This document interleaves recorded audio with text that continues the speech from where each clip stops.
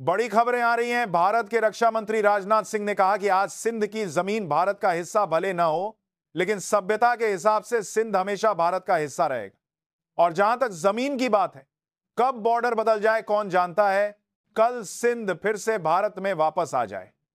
दोस्तों, आज हम बात करने जा रहे हैं उस रणनीतिक हलचल की जो चुपचाप चल रही है, लेकिन आने वाले समय में दुनिया का नक्शा बदल सकती है। दोस्तों, एक पल के लिए अपनी आंखें बंद कीजिए और भारत का नक्शा अपने सामने लाइए। वो नक्शा जिसमें 1947 में खींची गई एक लकीर ने इतिहास, भूगोल और सभ्यता को दो हिस्सों में बांट दिया। पिछले 75 सालों से हमारी चर्चाएं, हमारी राजनीति और हमारे मीडिया की हेडलाइंस सिर्फ एक ही नाम पर अटकी रहीं, कश्मीर और पीओके। हर भारतीय के दिल में एक ही सवाल, कब भारतीय सेना पीओके में तिरंगा फहराएगी। लेकिन दोस्तों, इस पूरी बहस, इस शोर और इन न्यूज हेडलाइंस के पीछे चुपचाप एक और रणनीति तैयार की जा रही थी दक्षिण ब्लॉक में, जहां भारत की राष्ट्रीय सुरक्षा नीतियां लिखी जाती हैं। एक ऐसी रणनीति जिसकी भनक पाकिस्तान को अब लग चुकी है, लेकिन वह उसे रोकने में पूरी तरह लाचार है। और आज मैं आपसे एक ऐतिहासिक सवाल पूछता हूं, अगर भारत का अगला बड़ा मिशन पीओके नहीं बल्कि पाकिस्तान का सबसे महत्वपूर्ण आर्थिक और सांस्कृतिक दिल सिंध हो तो? जी हां दोस्तों, आज की सबसे बड़ी अंतर्राष्ट्रीय खबर यही है। वह सिंध जिसके बिना हिंद का नाम अधूरा है, वह सिंध जो पाकिस्तान की कमर है, वह सिंध जो आज पाकिस्तान के नक्शे से मिटने के सबसे करीब खड़ा है।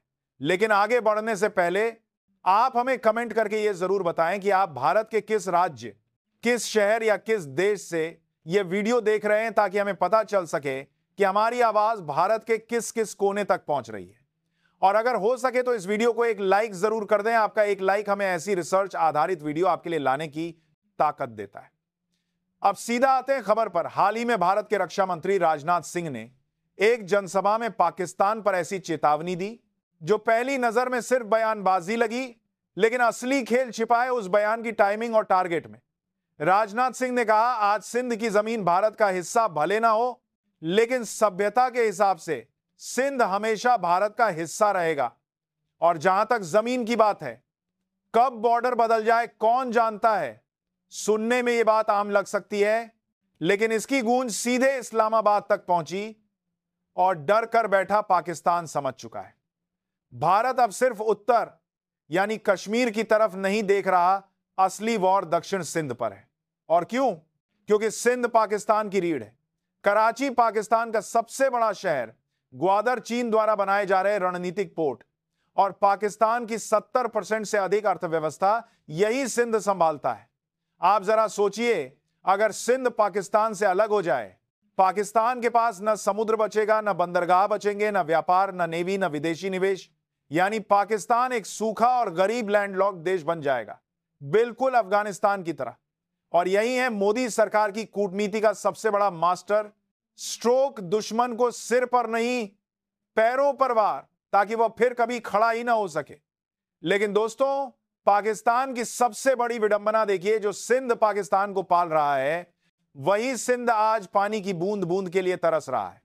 पंजाबी डोमिनेटेड सरकार सिंध के हिस्से का पानी रोककर पंजाब के खेतों में भेज रही है। किसान आत्महत्या कर रहे हैं, संस्कृति और भाषा को कुचला जा रहा है। हजारों युवा मिसिंग पर्संस के नाम पर उठा लिए गए हैं, जिनकी माताएं आज भी दरवाजे पर खड़ी इंतजार कर रही हैं। और यही दर्द आज गृह युद्ध में बदल चुका है। कराची से हैदराबाद तक लाखों लोग सड़कों पर उतर चुके हैं। और हैरानी की बात यह, उनके हाथों में ना पाकिस्तान का झंडा, जिन्ना की तस्वीरें, बल्कि भारत के प्रधानमंत्री नरेंद्र मोदी की तस्वीरें नजर आ रही हैं। सिंध के लोग नारे लगा रहे हैं, हमें पाकिस्तान की गुलामी नहीं चाहिए, भारत की दोस्ती चाहिए, हम राजा दाहिर की औलाद हैं। दोस्तों, यही वह नब्ज है जिसे मोदी सरकार ने सही समय पर पहचान लिया है। लेकिन इस कहानी का एक और बड़ा पात्र है चीन। हां, वही चीन जिसने अरबों डॉलर सीपैक के तहत सिंध और ग्वादर में निवेश किया। लेकिन वहां के स्थानीय लोग चीन को नई ईस्ट इंडिया कंपनी कहकर उसे खुली चुनौती दे रहे हैं, हमले बढ़ रहे हैं। और अगर सिंध अलग होता है तो पाकिस्तान ही नहीं, चीन की पूरी बात ही नहीं है। सीपीईसी महत्वाकांक्षा अरब सागर में डूब जाएगी। यही कारण है कि भारत किसी युद्ध के बिना एक गोली चलाए पांचथ जनरेशन वॉरफेयर यानी जनता में जागरूकता, कूटनीति, नैतिक समर्थन और आर्थिक दबाव के जरिए पाकिस्तान के अंदर ही पाकिस्तान को तोड़ रहा है। याद रखिए 1971 में बांग्लादेश टैंकों से नहीं बल्कि अत्याचार के खिलाफ जनता की आवाज से बना था। आज इतिहास खुद को दोहराने के लिए तैयार की आवाज से है। फर्क सिर्फ इतना, यह लड़ाई बंदूकों की कम और रणनीति, संसाधन और कूटनीति की ज्यादा है और भारत यह युद्ध पूरी शांति और गरिमा के साथ जीत रहा है।